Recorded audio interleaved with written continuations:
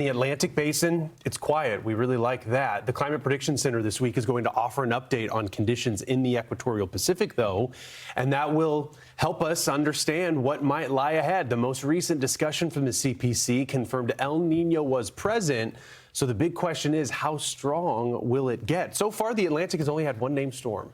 The A name, Arthur. Remember this? This was out of Picayune, Mississippi from a little over 3 weeks ago.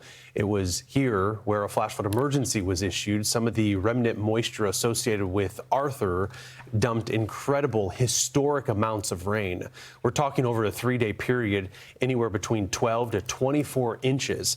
So then what happens next after Arthur and beyond? So we've got a long-range outlook, and as has been advertised, the Climate Prediction Center will be offering an update to El Niño.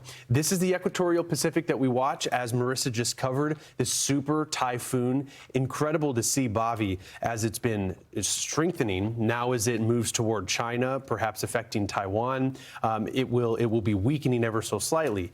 But that is often the hotbed when we're looking at a strong El Niño, at least a developing strong El Niño as we head deeper into summer and then toward fall and winter. The Atlantic, the Caribbean, the Gulf, it's quiet.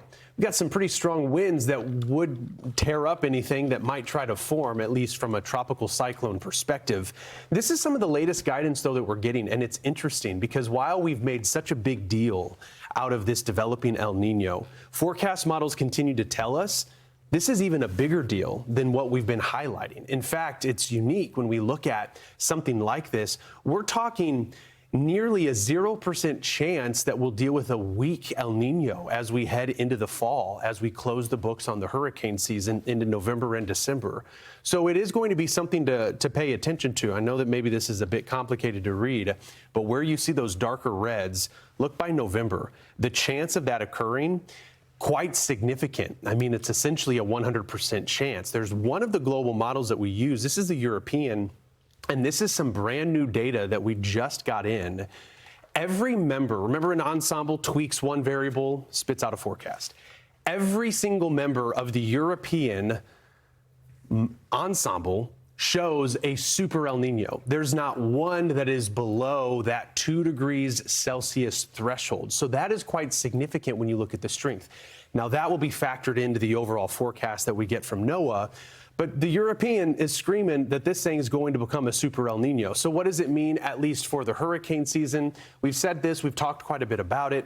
The Eastern Pacific will have to be watched. The Western Pacific certainly will have to, but the Atlantic Ocean, things do appear to be quiet, and we'll hope that that remains the case. When we talk El Niño seasons, overall, the number of storms are lower. When El Niño nor La Nina much of a factor, the neutral seasons, we see those numbers just a little higher. This is during a typical La Nina season where we have on average 14 named storms and 7 hurricanes. So you see how it all plays out.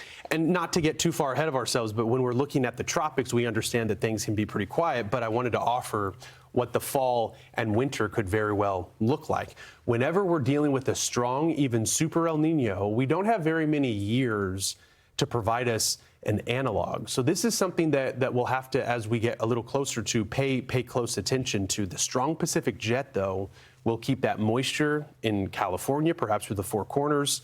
The eastern seaboard, a bit of a toss-up. In fact, remember those European model members that I was showing you with the ensembles?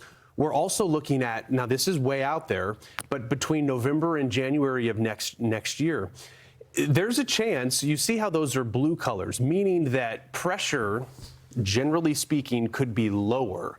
While this isn't a specific forecast, lower pressure often leads to more storms and more coastal systems. So as we head deeper into the fall and winter, it's something to watch. And the same thing for the West Coast, as we might have an energized subtropical jet leading to those atmospheric river events. So if it's not hurricanes, Marissa, you know it's always something else. So we'll be looking for it.